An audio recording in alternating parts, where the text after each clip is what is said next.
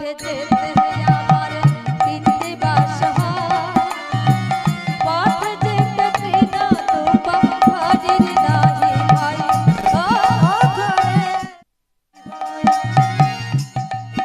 বলে ওরা লক্ষণ। হ্যাঁ বলো। আরে চেয়ে বেড়ে ভালো যদি পথ শুদ্ধ হয়। তার মানে তোমাদের কথা তো বুঝতে পারলাম না। বুঝতে পারছো না? আমরাও 3 দিনের পথে যাব। 3 দিনের পথে যাবে? হ্যাঁ 3 দিনের পথে যাব। সে কি যেতে 3 দিন আসতে 3 দিন, এই 6 দিবস যদি গত হয়ে যায় তাহলে আমার যজ্ঞ সুসম্পন্ন হবে কেমন?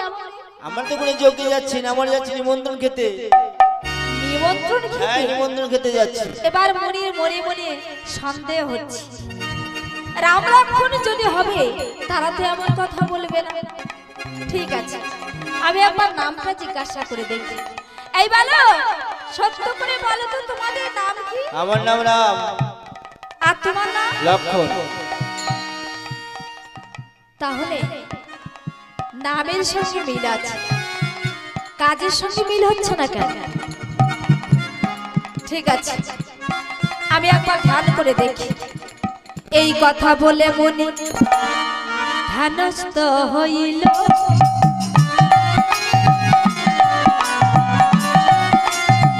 ধ্যানেতে বসিয়া মনি সকল জানিল।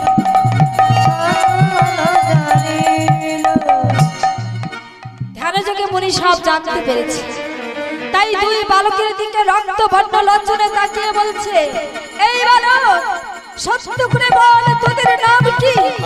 আমার নাম ভর। আর সত্য করে বলছে আমার নাম শত্রুঘ্ন। এইভাবে বলতে বলতে ছুটতে ছুটতে তারা অন্তঃপুরে পলায়ন করছে। এদিকে দশরথের হাতে ছিল কুমণ্ডল। ওই কুমণ্ডলের বাড়ি ছিটাচ্ছে আর বলছে, হে মুনিবর আপনি আমাকে ক্ষমা করে দিন মুনিবর। কেন না, দুটি ভাই যখন ছুটতে ছুটতে আসছে বুঝতে পেরেছে আমার চাতুরতা ধরে ফেলেছে, তাই ভয়ে থরথর করে কাঁপছে আর বলছেন, হে মুনিবর আপনি আমাকে ক্ষমা করে দিন মুনিবর। এমন সময় বিশ্বামিত্র মুনি এসে বলছে, দশরথ তুমি আমার সঙ্গে চাতুরতা করলে কেন দশরথ?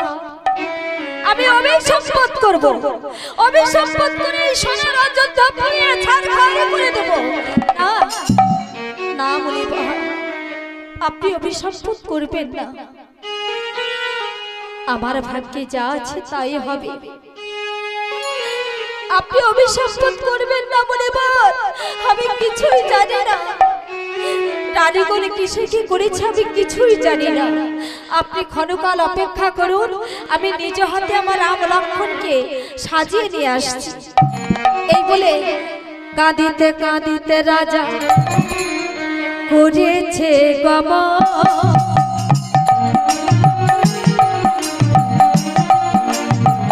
রানীগড়ের মধ্যে আসি দিলেন দর্শন, রানীগুলির মধ্যে উপস্থিত হয়ে বলছে, রানী গো তোমাদের চাতুরতা মুনি ধরে ফেলেছে, শীঘ্র করে রাম লক্ষণকে সাজিয়ে দাও, নইলে এই সোনার অযোধ্যা অভিসম্পদ করে পুড়িয়ে ছারখার করে দেবে। রানী গো পুড়িয়ে ছারখার করে দেবে। এই কথা শুনে কৌশল্যা মা কি করছে, যেখানে রাম লক্ষণ বসেছিল মা ছুটতে ছুটতে গিয়ে সেই রাম লক্ষণের সম্মুখে উপস্থিত হয়ে রাম লক্ষণ দুটি ভাইকে বলছে, রাম লক্ষণ ওঠো, তোমরা আমার সঙ্গে এসো রাম লক্ষণ। এই বলে রাম লক্ষণের দুটি হাত ধরে ছুটতে ছুটতে রাম লক্ষণকে নিয়ে এক অন্ধকার ঘরের মধ্যে প্রবেশ করলেন। অন্ধকার ঘরের মধ্যে যখন রাম লক্ষণকে নিয়ে প্রবেশ করেছে, রাম লক্ষণের যে সুন্দর জ্যোতি ওই জ্যোতিতে অন্ধকার ঘরখানি কি সুন্দর আলোকিত হয়ে গেছে।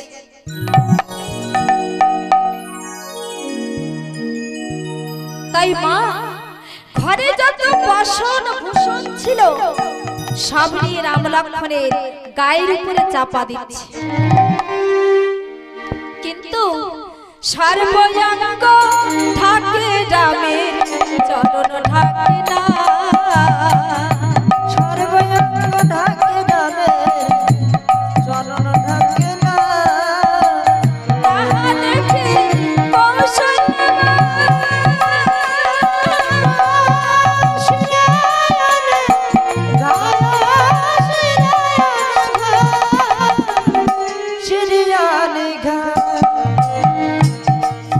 মাসিরে করা ঘাত করে কেঁদে কেঁদে বলছে, কি আমি রাম লক্ষ্মণকে লুকানোর জন্য এই অন্ধকার ঘরের মধ্যে নিয়ে আসলাম, কিন্তু রাম লক্ষ্মণের যে সুন্দর জ্যোতি, এই জ্যোতিতে অন্ধকার ঘরখানে আলোকিত হয়ে যাচ্ছে, আমি এখন কি করব? এই বলে মা শিরে করা ঘাত করে কাটছে। রাম লক্ষ্মণ দুটি ভাই মাকে রেখে রেখে বলছে, মা ও মা, তুমি এমন করে আমাদের এই অন্ধকার ঘরের মধ্যে নিয়ে এসে বাসন চাপা দিচ্ছ কেন মা? মা বলছে, বাছা তোদের বাসন চাপা দিচ্ছি কেন শুনবি বাছা? তাহলে শোনো, নগরে উঠেছে বাছা ছেড়ে ধরার ভাই, নগরে উঠেছে বাছা ছেড়ে ধরার ভাই, এমন ঢাকা ঢাকা তোদের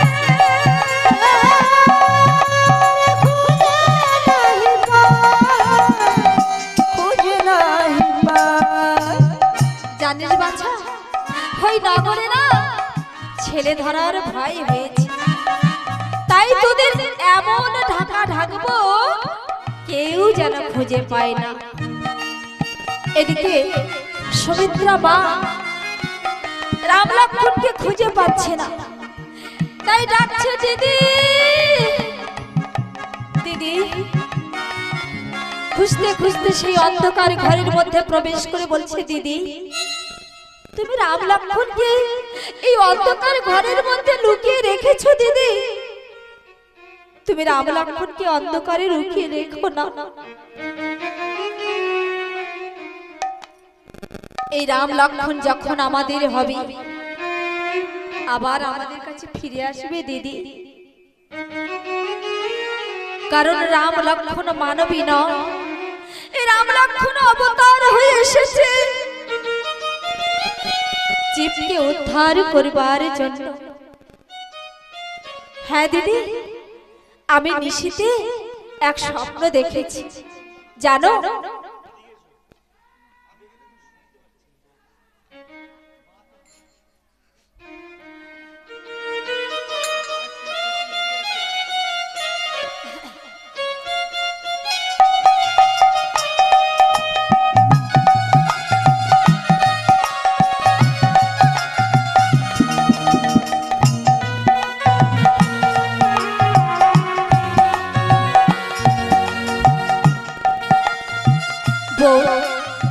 তুই কি স্বপ্ন দেখেছিস বোন?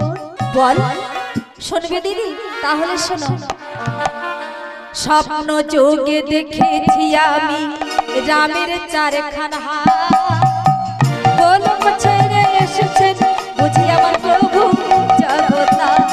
ও প্রভু জগন্নাথ, পাত পারে বসে আছেন জনয় মকান্ত, কত করে বসে আছেন জানই উমাকান্ত, বিষ্ণু পারে বসে আছেন আমার জন কমলাকান্ত। যেন কমলাকান্ত। তাই বলছি দিদি, রাম লক্ষ্মণ মানবী নয়, এই অবতার হয়ে এসেছে জীবকে উদ্ধার করিবার জন্য। তুমি ওদের হাসিমুখে বিদায় দাও দিদি, এই রাম লক্ষ্মণ যখন আমাদের হবে আবার আমাদের কাছে ফিরে আসবে দিদি, তুমি ওদের বিদায় দাও। এই কথা শুনে কৌশল্যা মা রাম লক্ষ্মণকে নিয়ে অন্তঃপুরে আসলেন। অন্তঃপুরে এসে সুন্দর করে রাম লক্ষ্মণকে সাজাচ্ছে। কেমন ভাবে সাজাইতে লাগিল দু ভাইয়ের নানায়া ভারত, চারণে দিয়েছে দু ভাইয়ের নমুর ভজনে। ভালেতে দিয়েছে দু ভাইয়ের চন্দনের সাজ,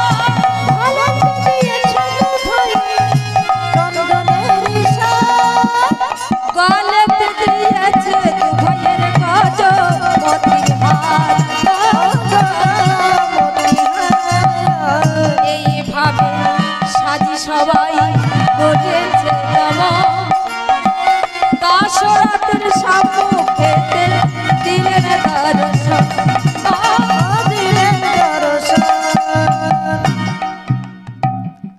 দশরথের সম্মুখে যখন উপস্থিত হয়েছে,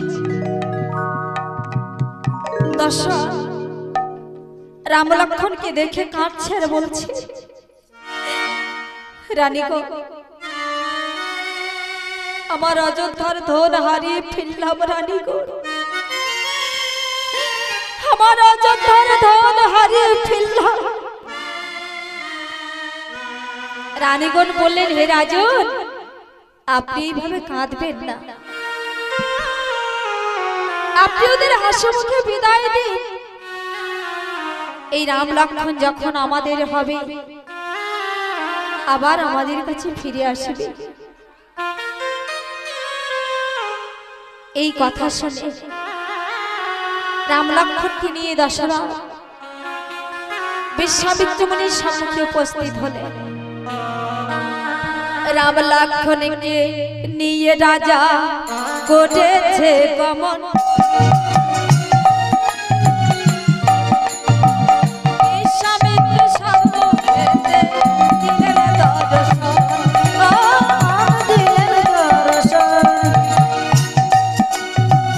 রাম লক্ষ্মণকে নিয়ে রাজা করেছে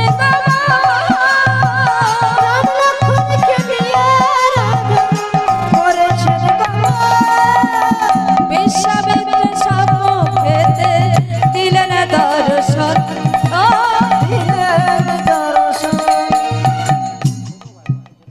বিশ্বামিত্র সম্মুখে যখন উপস্থিত হয়েছে, বিশ্বামিত্র মুনি রাম লক্ষ্মণকে দূর থেকে দেখেছে। দূর থেকে দেখে সাষ্টাঙ্গে রাম লক্ষ্মণের শ্রীচরণে প্রণাম করছে।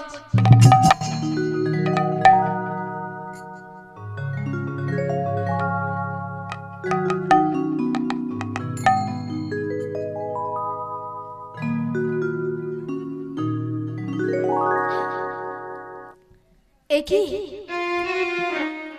আপনি আমার রাম লক্ষ্মণকে প্রণাম করলেন কেন? ওদের যে অমঙ্গল হবে। বিশ্বামিত্র মুনি বলছে, দশরথ, আমি তোমার রাম লক্ষ্মণকে প্রণাম করিনি, আমি প্রণাম করেছি আমার ইষ্ট দেবতাকে। এই কথা যখনই বলেছি তখন রাম লক্ষ্মণ দুটি ভাই যাব যাব বলে নাচিতে লাগিল। যাব যাব বলে দুই ভাই নাচিতে লাগিল। তাহা দেখি দশরথ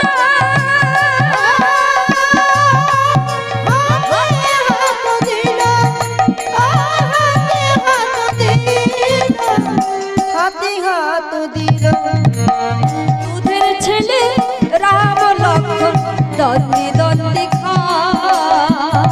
দুধের ছেলে রাম লক্ষ্মণ দন্দে দন্দে খায়। খেতে দিও ও বাবুরে, যখন খেতে চায়, যখন খেতে চায়। হে মুনিবর, আমার রাম লক্ষণকে নিয়ে যাচ্ছেন যান। 6 দিবস গত হলে আমার রাম লক্ষণকে আমার কাছে ফিরিয়ে দিয়ে যাবেন মণিভাব।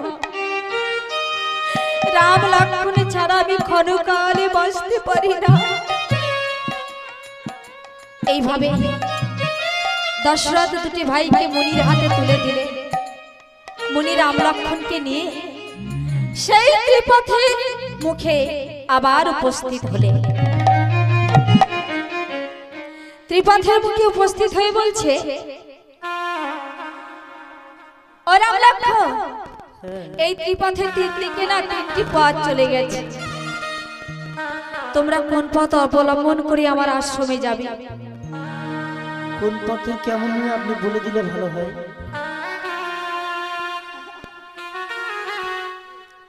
ঠিক আছে, আমি বলছি রাম লক্ষণ। এই দক্ষিণ পথে যেতে আমার 1 দিবস হয়, পথে যেতে আছে মহা তারকারী ভয়।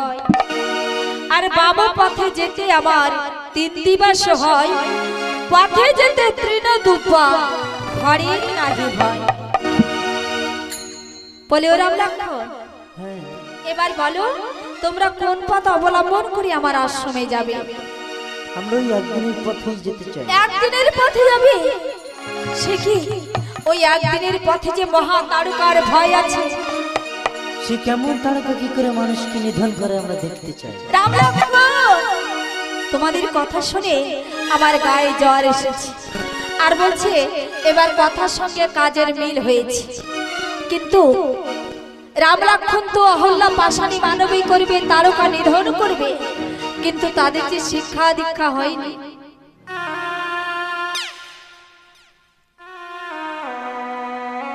রাম লক্ষণ বলছে, ও দাদু, আরে আপনি যেন কি একটা চিন্তা করছেন। হ্যাঁ রাম লক্ষণ, আমি না তোমাদের এই বড় সমস্যায় পড়েছি। আমাদের নিয়ে কি সমস্যা পড়েছেন দাদু? কি সমস্যা পড়েছে জানো? তোমাদের নিয়ে যে যোগ্য বাড়িতে যাব, ওই বাড়িতে অনেক মুনি ঋষিগণ আসবে। তারা যখন জানতে পারবে তোমাদের শিক্ষা দীক্ষা হয়নি, তখন বড় লজ্জা পেতে হবে না আমায়? সকালে মা খেতে দিয়েছিল, কিন্তু খাবার আরে শোনো রাম লক্ষণ, আমি তোমাদের খাওয়ার কথা বলিনি, আমি বলেছি তোমাদের শিক্ষা দীক্ষা হয়েছে কিনা। কোনো গাছ থেকে পেরে নেবো, নইলে দোকান থেকে। আরে না না রাম লক্ষণ, এই কোনো গাছের ফল নয়, দোকানে কিনতেও মেলে না। উপযুক্ত গুরু ধরে তার কাছ থেকে বিদ্যা শিক্ষা নিতে হয়। তেমন ধরনের আমাদের কিছু হয়। তাই বলছি তোমরা তোমাদের পিতার কাছে ফিরে যাও। এত পথ সে পিতার কাছে ফিরে যেতে হবে? তা না হলে তোমাদের শিক্ষা দীক্ষা দেবে কি শুনি? পিতার মুখে সেই চাদর ছাড়ে দেখতে না, সে সেগুলো ধরে শিক্ষা দেখা দেয়। ঠিকই শুনেছ, আমার কাছে অনেক বেদ পুরাণ আছে। ঠিক আছে, তোমরা ওই নদীর থেকে স্নান করে এসো, আমি তোমাদের শিক্ষা দীক্ষা দিচ্ছি। তাই রাম লক্ষণ দুটি ভাই নাচতে নাচতে ওই নদীর থেকে স্নান করে মনির সম্মুখে উপস্থিত হল। আর মনি দু ভাইকে দু পাশে বসিয়ে তাদের কর্ণে দিচ্ছে মন্ত্র দীক্ষা, এবার দিচ্ছে তাদের বানসিক। শেলো শুলো ভিঙ্গি পালো ভাবিস কুঠা, ঝাঁকে ছোটে খড়গ গদা ভূষণ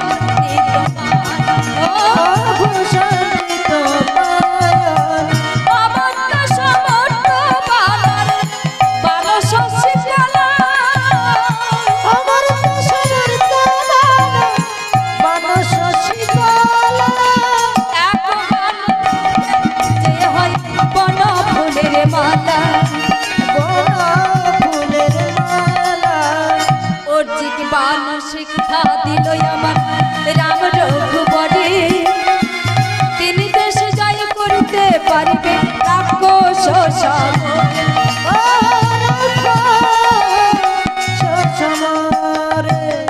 জীবন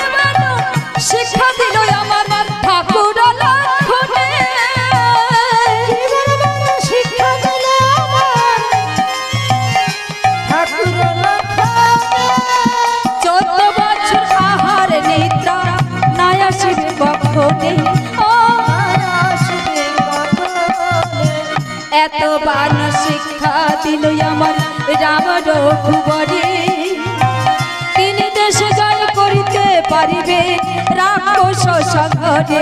ও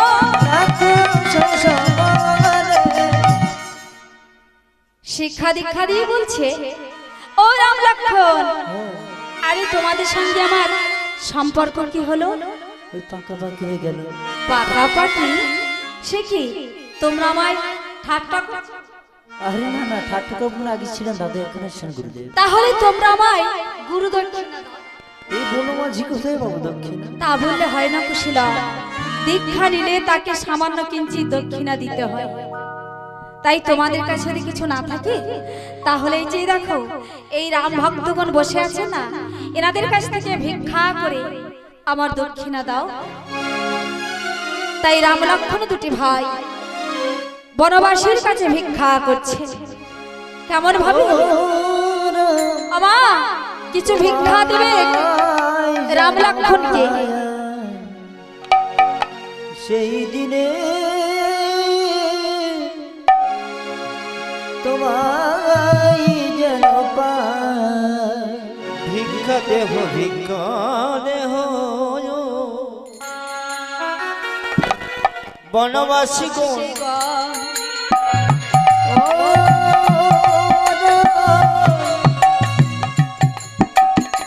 তোমায় যেন পাই,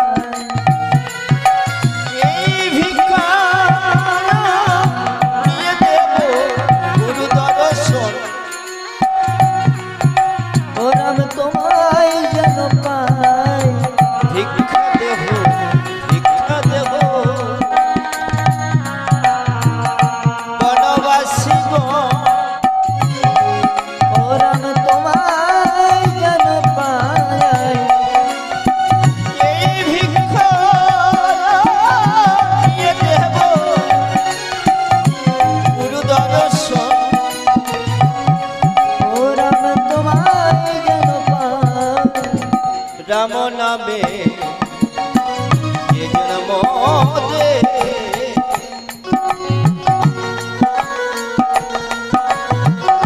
তারে করাইয়া যায় ও রাম তোমায় যেন পাই, পতি পুত্র লয়ে সেজন সুখেতে যে যায় ও রাম তোমায় যেন পাই, একাদশী যেজন করে গো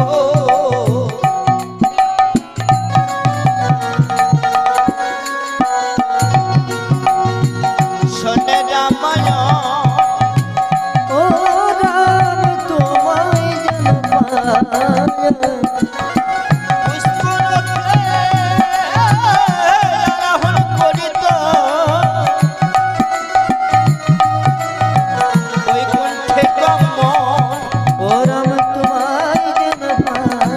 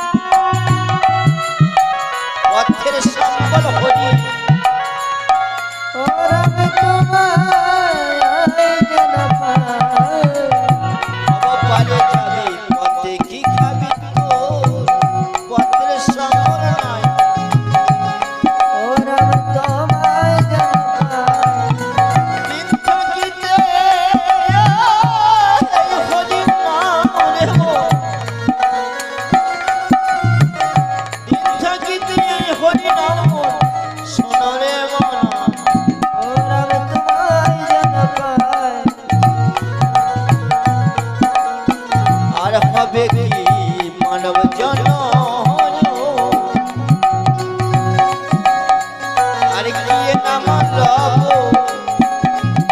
ও রাম তোমায় যেন পাই এই সফল সনরে মনে মানব ভাব ও রাম তোমায় যেন পাই রাম নামে যে জন্ম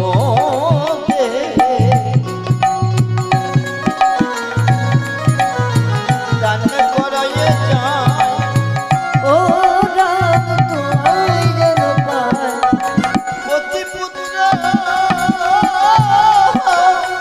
লোকে সেজ সুখেতে জীবন ও রাম তোমায় যেন পাই সে যে অনাথের বন্ধু করুণার সিন্ধু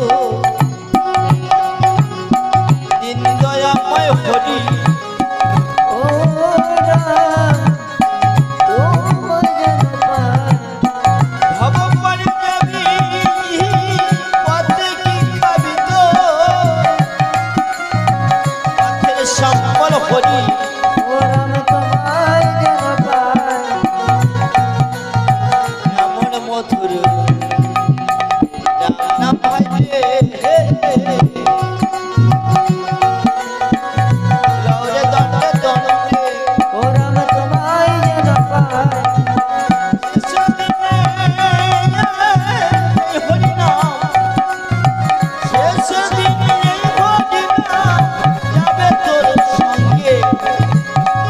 ও রাম তোমায় যেন পাই পণ্ডিতের ভাই অমৃত লাভ ও রাম তোমায় যেন পাই চার বাদনে সবাই মিলে বলুন হরি হরি জয় জয় রাম সীতার সদাগর হরি হরি হরি বল, হরি বল। রাম সে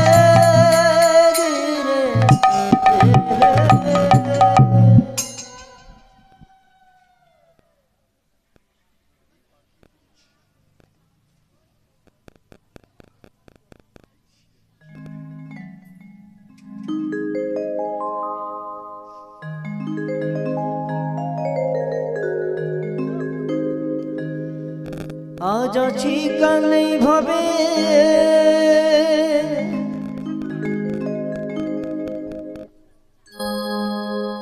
কাল যেতে হবে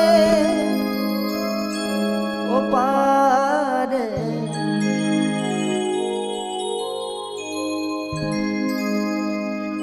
আজ আছি কাল নেই ভাবে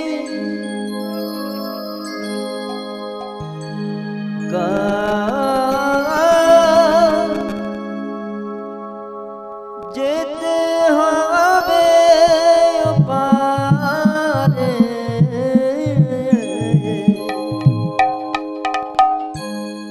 জীবন মর বিধির লিখয়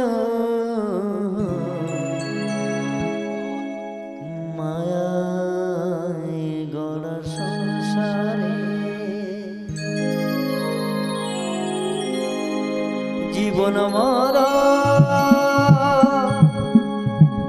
বিধির লিখন মায়ায় গড়া সংসারে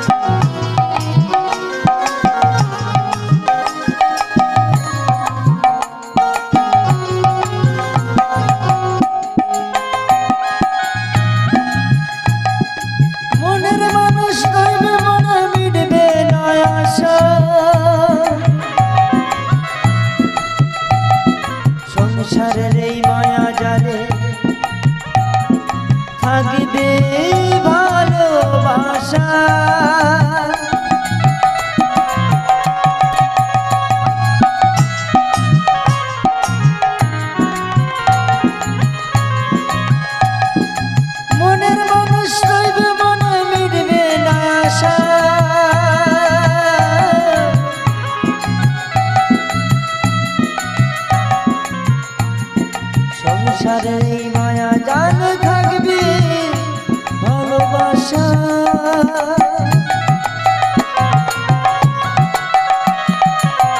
নিয়তি আসবে হঠাৎ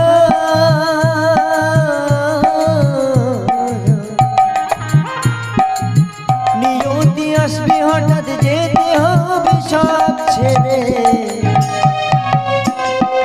জীবন মরণ বিধি লিখন মায়া গড়া সংসারে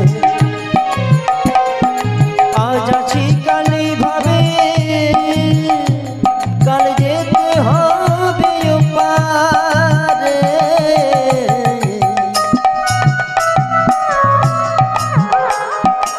আজ আছি কালি ভাবে কাল যেতে হবে ওপারে জীবন মরণ বিধি লিখন মায়া গড়া সংসারে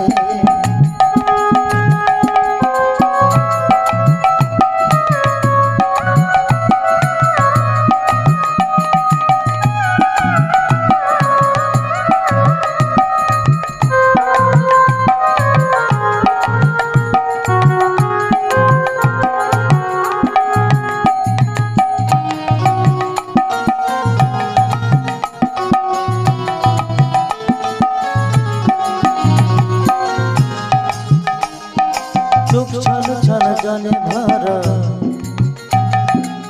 ভব সংসার মায়াই গোড়া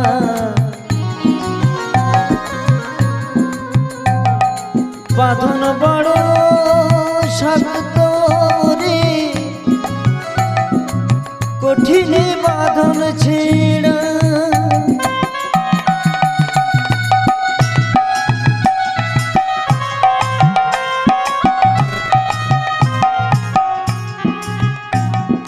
চোখ ছানা ছানা জলে ভরা ভব সংসার মায়াই গড়া বাঁধন বড় শক্ত রে কঠিনে বাঁধন ছেড়া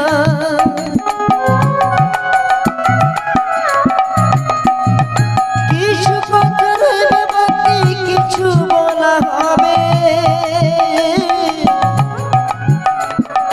মৃত্যুঞ্জয়ের মন্ত্রে মায়ায় ডুবে রবে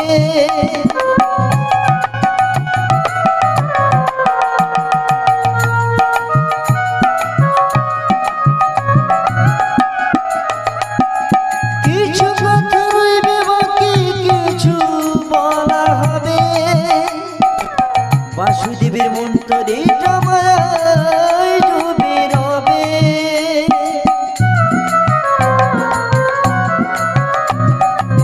দিতে হবে সবাইকে